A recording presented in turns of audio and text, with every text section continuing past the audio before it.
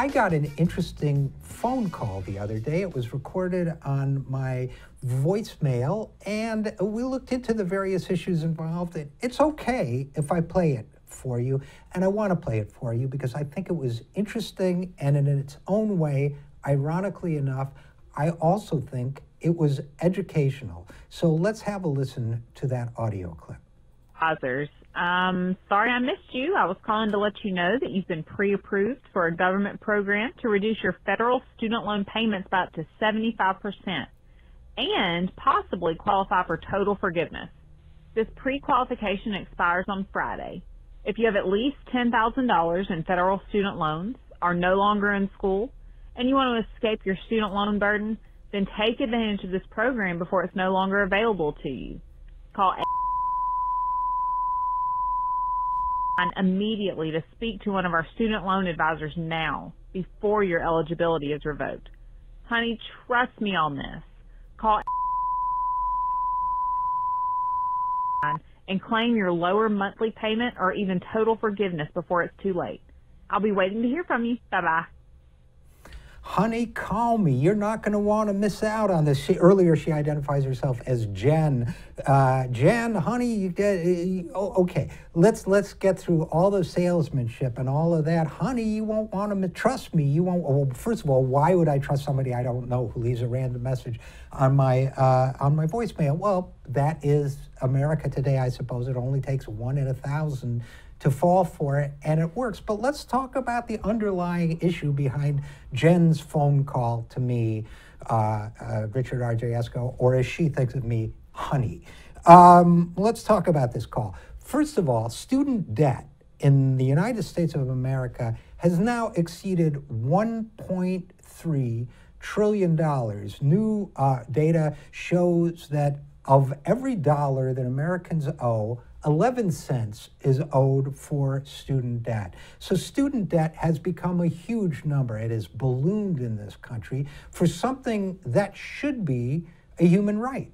Because as we well know, it's very difficult to get by in this country if you do not have a college education. We've all seen or heard about the statistics showing, for example, that middle American, mostly it's discussed in terms of white workers, but it's true of everyone, that working people who have only a high school education are falling behind in this economy. There are fewer marketing jobs, there are fewer jobs available in general, a lot more people are dropping out of the workforce. So a college education is something that you need, number one.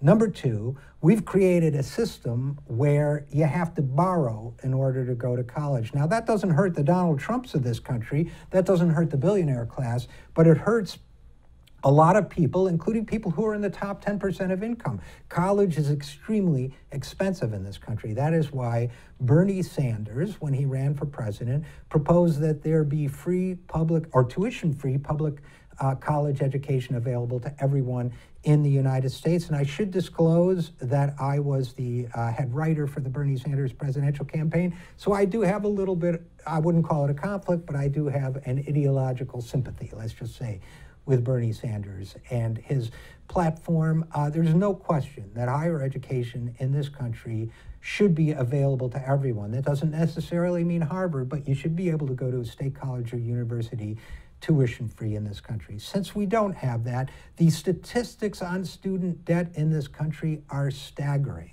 The amount of debt that people are graduating with when they are in debt is rising dramatically. It is preventing young people from forming households, from entering the normal economy, from buying homes, from buying cars, from buying other goods. And that hurts the entire economy. It not only is a terrible burden on our young people, many of whom have graduated into a weak and struggling economy where jobs are not that easy to come by, and the ones that you can get don't pay that well.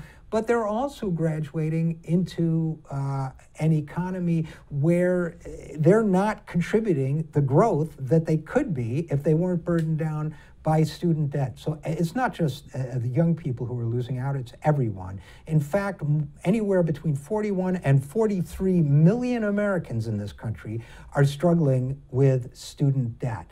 That hurts them, it hurts their families, it hurts other people. We have an enormous population of people struggling under this burden today in the country. And that is why telemarketers like Jen can call up perfect strangers and pitch this sort of relief along with the kind of phony hucksterism of this offer ends Friday. I'll tell you, the only offer that's ending when it comes to student debt is the fact that the Trump administration is shutting down a program of debt relief for student debt borrowers. But we should not just be talking in this country about debt relief. We should be talking about making college truly debt-free. Now, let's talk a little bit about people like Jen, okay? Let's talk about the fact that you should not have to pay for services like hers, and that in fact what she is offering to the people of this country is nothing less than a scam. In fact, the Washington Post recently reported that student debt relief scams like Jen's are on the rise. Now, what do we mean when we say this is a scam? Number one, programs like Jen's, if that is her name, offer services at a very high fee that are available from the government for free. So that's number one. That's why, among other things, the Illinois Attorney General has started taking action against these groups. Number two, they make false promises. They will tell you that if you pay them big sums of money, they will get you discounts, but in some cases you learn only after the fact that you were never eligible for those discounts. So, this is an enormous scam that is hurting many people. As the Attorney General of Illinois said, the vacuum of information and legitimate assistance has provided an opportunity for scammers to fill the gap, okay? And including, by the way, Navient, the company that the U.S. government uses and created in order to service student loans, has been guilty of many offenses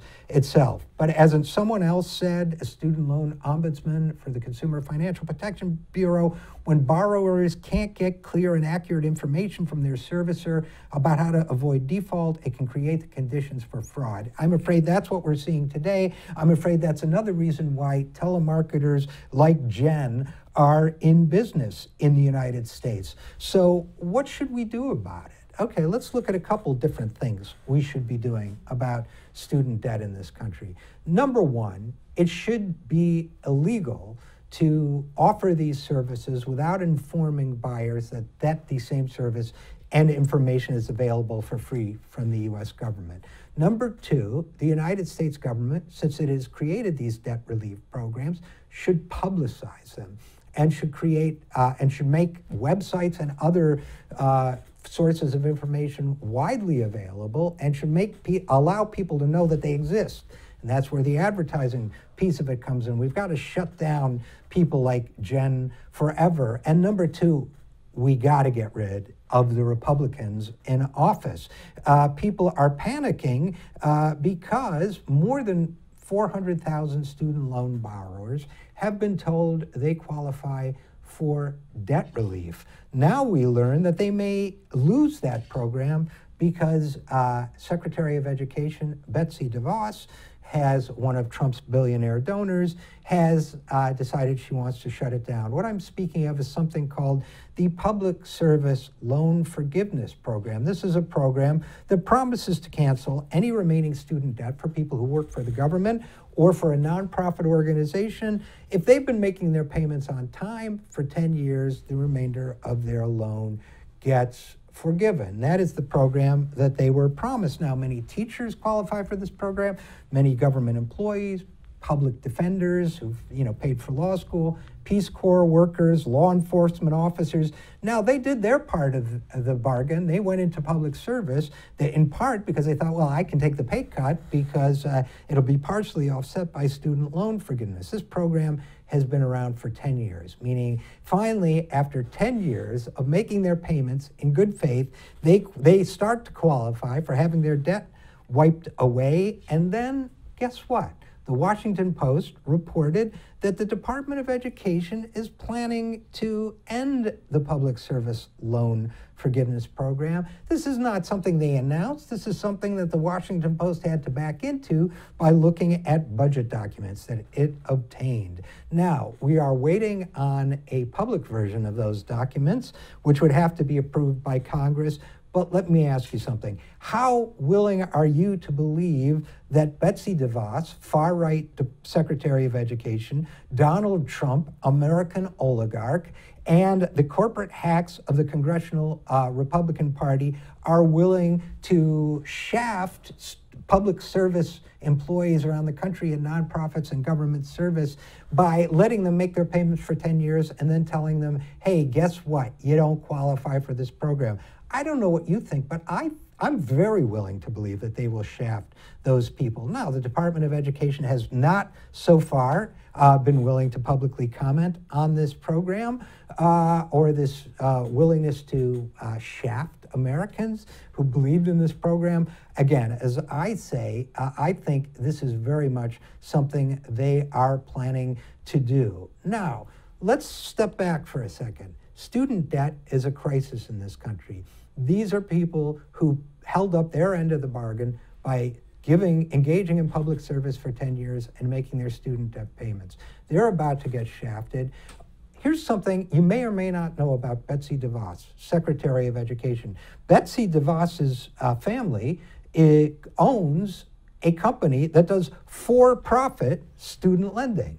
So they have an interest in this company. What do you think Betsy DeVos's priority is to forgiving student loans, or for example, or for even making student loans affordable, much less providing tuition-free higher education to everyone?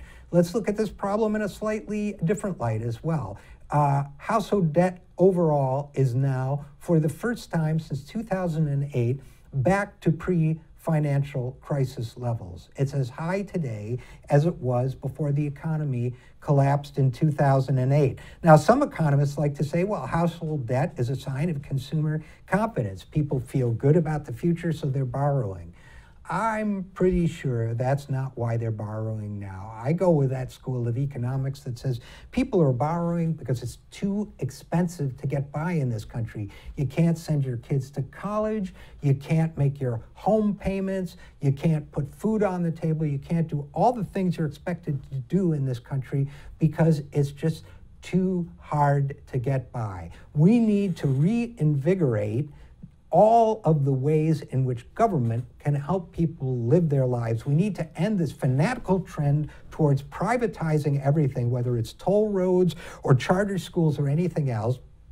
Get back to the idea that there are some things government does better. It administers Social Security better. It provides health care more efficiently. It manages roads better. It provides public schools better. It provides cost-efficient higher education better. We need to make these things available. We need to reinstate public banking, which includes postal banking, so people who can't afford the usurious prices of Wall Street banks can go into their local post office and get what they need. We need to reinstitute other forms of public banking too. The State Bank of North Dakota has been around for many years, providing loans to North Dakota businesses that create jobs and growth in the North Dakota economy. We need to address this middle-class crisis and the ongoing death of the middle class by having the government guarantee jobs for everyone, rebuild our crumbling infrastructure, and yes, educate our children and our young people for a better life and a better future. These aren't options. These aren't luxuries. These are necessities of daily life. We can no longer afford to support and subsidize for-profit insurance companies. We can no longer afford to support and subsidize for-profit charter school corporations. We can no longer support and subsidize for-profit student loan companies like the ones run by Betsy DeVos, and we need to eliminate predators like these student debt counselors. And I'm sorry, Jen, that means you, honey. I'm Richard RJ Eskow.